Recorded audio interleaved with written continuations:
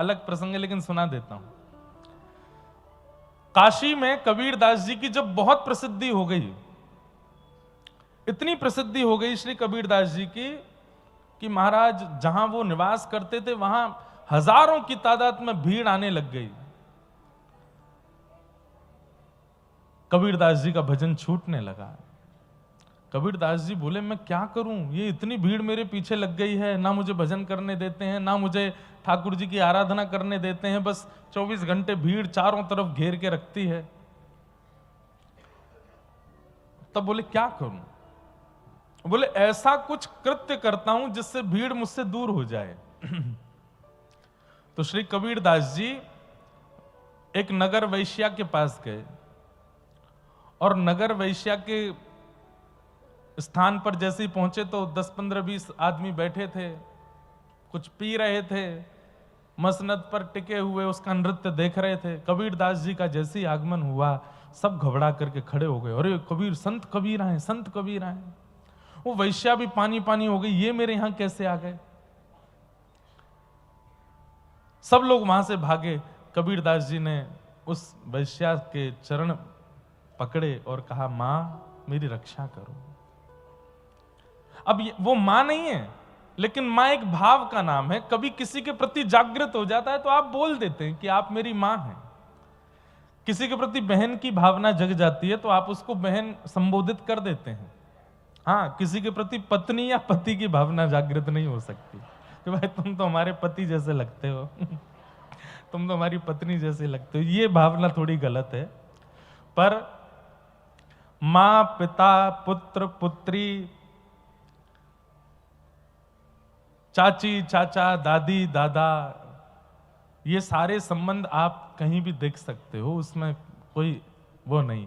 पर अति पर्सनल जो ये पति पत्नी का संबंध होता है, ये ठाकुर जी के अलावा किसी में नहीं देखा जा सकता। ठाकुर जी में पति दृष्टि रख सकते हैं, ठाकुर जी में पत्नी दृष्टि रख सकते हैं। तो जाकर के कबीरदास जी ने कहा, मां मेरी रक्षा करो। वैश्या घबरा गई, आप मेरे पैर क्यों छू रहे हैं? और मैं एक वैश्या हूं, आप इतने बड़े संत, मैं आपकी रक्षा कैसे करूंगी? बोले मुझे प्रसिद्धि से बचना है, मैं बहुत परेशान, मेरा भजन छूट गया है प्रसिद्धि के कारण। तो बोले क्या करें? तो बोले आप एक नगर यात्रा पर निकलती हो कभी कभी संध्या के रात्रि के समय पर, और आपको देखने के लिए असंख्य जो व्यसनी लोग हैं उनकी भीड़ लगती है। तो आप जब निकलती हैं जिस रथ में, उसमें मुझे भी बैठा लेना, और साथ में एक बोतल में मैं भी रामानंदाचार्य जी का सुंदर अभिषेक युक्त जल मैं भी पीता रहूंगा, थोड़ा इधर उधर ऐसे सिर करूंगा, आपके बगल में बैठ जाऊंगा तो मेरी अप्रसिद्धि हो जाएगी, मेरा अपयश हो जाएगा सब जगह। और प्रसिद्धि लगने में वर्षों लगते हैं, पर अपयश होने में एक रात ही काफी है। एक रात काफी है। एक रात भी बहुत बड़ी बात कह रहा हूं मैं, 1 घंटा काफी है। आप लोग सोच लीजिए कि संसार कितना विचित्र है। किसी व्यक्ति के अच्छे कर्म को हमें पता लगने में 10 साल लग जाते हैं कि इस व्यक्ति ने यह भी किया है। कलकत्ता के कई ऐसे धनी मानी लोग होंगे जिन्होंने बहुत सेवा के प्रकल्प भी यहां कर रखे हैं, पर हम उसको उन भावों से नहीं जानते। हम जानते ये धनवान है, इसके पास ये गाड़ी है, इसके पास ये प्रसिद्धि है, इसके पास ये उपलब्धि है, लेकिन सालों बाद पता चलता, अरे वो चिकित्सालय भी इनका है, वो वृद्धाश्रम भी इन्हीं का है, अरे ये इतनी कन्याओं का ब्याह भी कराते हैं। मतलब श्रेष्ठ बातें पता लगने में समय लगता है। और कोई व्यक्ति कुछ गलत कर दे, दिन में ही पता चल जाएगा, रात में किया दिन तक तो खबर फैल गई। कितना खतरनाक है संसार। अपयश को फैलाने में हमको समय नहीं लगता। कबीरदास जी बोले आप ऐसा कर दो, तो वे ठीक है। अब वो वैश्या ने अपने रथ में कबीरदास जी को बैठा लिया। कबीरदास जी बढ़िया चरणामृत पी रहे हैं। अब चरणामृत वो भी चंदन आदि लगा करके चरणामृत निकाला गया, तो शीशे के पात्र में वो लग ही रहा था कि कोई पीला पानी है। तो पहली बात तो रथ में कबीरदास बैठे हैं, इसी से ही अपयश हो गया। और देखो देखो देखो ये क्या चल रहा है, क्या चल रहा है, क्या हो रहा है, क्या हो रहा है। कबीरदास जी वो पानी और पी में जोर जोर से, तो महाराज पूरी काशी में क्या पूरे भारत में अपयश हो गया कबीरदास जी का। लोगों ने कह दिया हम तो पहले ही कह रहे थे मुस्लिम का जाया है, ये कैसे हिंदू देवताओं को पूज करके पूजनीय हो सकता है। जो लोग कबीरदास जी का सत्संग सुनने जाते थे उनके माता पिता पतियों ने घर में रोक टोक लगा दी, अरे इसका सत्संग सुनने जाओगे, वो एक वैश्या के संग घूमता है। अचानक से भीड़ कम हो गई। कबीरदास जी बोले अब अच्छा है, अब शांति है, अब सब दूर दूर तक चले गए हैं, अब बढ़िया है। तब भजन में उनका मन लगा। तो अपयश जानबूझ करके कराया अपना, ताकि भजन। फिर बाद में राजा को भी संशय हो गया कि मेरे गुरुजी में सच में दोष है क्या, लेकिन फिर बाद में जाकर के वो सब स्पष्ट हुआ कि ये भीड़ दूर करने के लिए चैतन्य महाप्रभु, श्रीमन चैतन्य महाप्रभु आजानुलंबित बाहु थी उनकी, इतनी लंबी बाहु थी कि वो जब चलते थे तो उनकी भुजाएं घुटने तक स्पर्श होती थी। दूसरा, चैतन्य महाप्रभु हैं तो श्री कृष्ण ही, तो जब चाल चलते थे तो वो उनकी चाल इतनी मधुर लगती थी कि मतलब मान लीजिए कि जब महाप्रभु जी प्रवचन करते थे तो हजारों की तादाद में पश्चिम बंगाल के वैष्णव सुनने के लिए आते थे, लेकिन उसमें 40% लोग सुनने नहीं आते थे, केवल महाप्रभु जी को देखने आते थे कि ये सुंदर कितने हैं। और फिर सुनहरे केश थे, सन्यास ग्रहण करने से पहले तो कभी कभी जब हवा चलती थी तो जब महाप्रभु जी के सुनहरे केश मुख पर आते और जब वो हटाते, आहा, पीछे के 10-5 लोग तो ऐसे मूर्छित होके गिरते। क्या स्वरूप है चैतन्य महाप्रभु का, और नाम ही है गौरांग। तो ऐसा गौर वर्ण था उनका कि जब सूर्य की किरण पड़ती थी तो उनके अंग को देख करके कितने लोग मोहित हो जाते थे।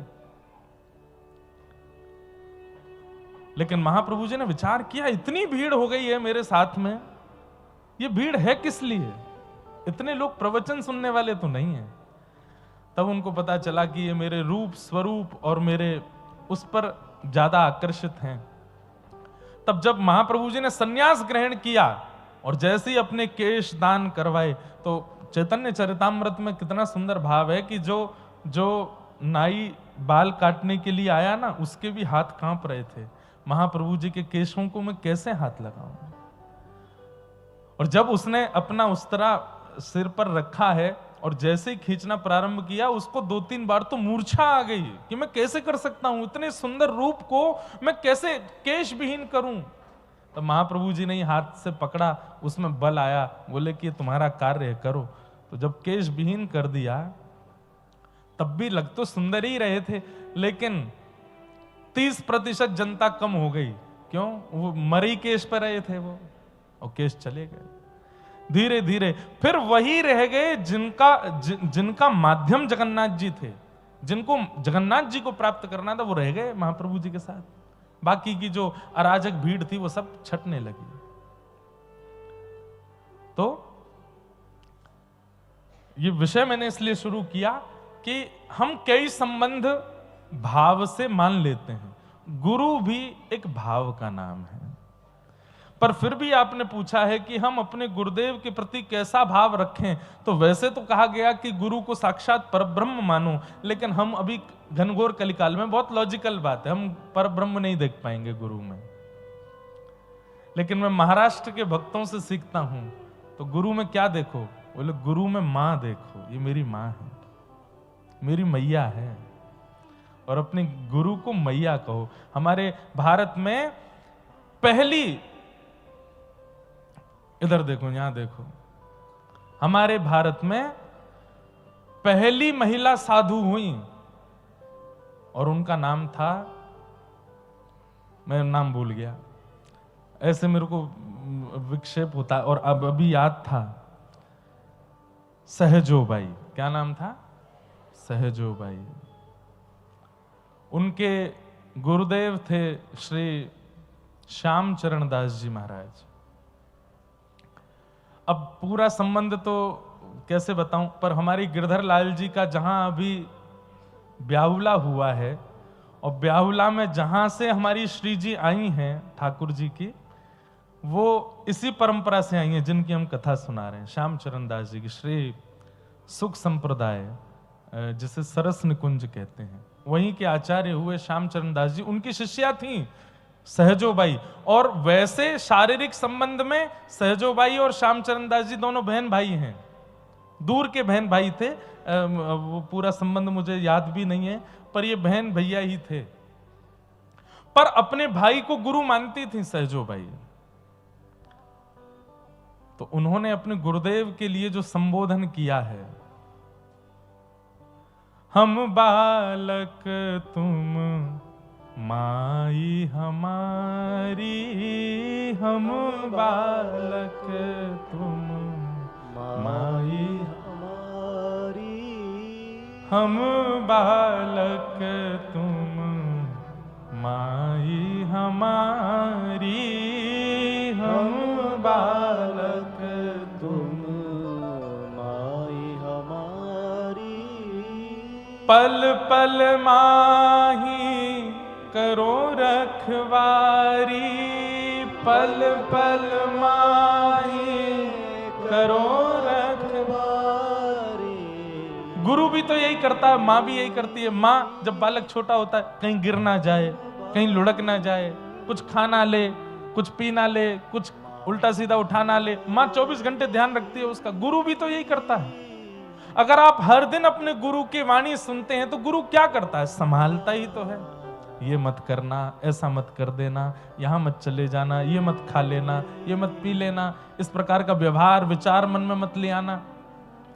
पल पल माही करो रखवारी, पल पल माही करो रखवारी, हो हम बालक तुम माई हमारी, हम बालक तुम माई हमारी। वैसे तो गुरु परब्रह्म हैं, परंतु आजकल जो समय चल रहा है, हो सकता है कि आप परब्रह्म दृष्टि ना कर पाओ गुरु के प्रति, इसलिए मां की दृष्टि रखो। वो भले ही पुरुष रूप में, फिर भी उनको मां ही देखो, ये हमारी मैया है, हमारी मां है। संत श्री ज्ञानेश्वर माउली उनको कहते हैं महाराष्ट्र में। माउली मतलब मां। ज्ञानेश्वर जी महाराज को माउली कहते हैं। वहां तो पंडरीनाथ विठल भगवान को भी माउली कहते हैं। रामकृष्ण परमहंस कौन है? स्वामी विवेकानंद की मां है, मैया है, वही तो समझा रहे हैं। तो इसलिए आपका जो भाव है कि गुरु के प्रति क्या भाव रखें, वैसे तो परब्रह्म भाव होना चाहिए, परंतु आप इतनी श्रेणी में नहीं पहुंचे कि आप अपने गुरु को परब्रह्म ही देखो, इसलिए मां दृष्टि में देखो, मां के रूप में देखो। जब सब आपके, दूसरा तीसरा प्रश्न है, जब सब आपके अपोजिट हों और भक्ति में मन ना लगे और लोग आपकी भक्ति पर सवाल उठाएं और मन अशांत हो, तो क्या करें? अब देखो, एक बात हमारी बहुत ध्यान से सुनिए, ये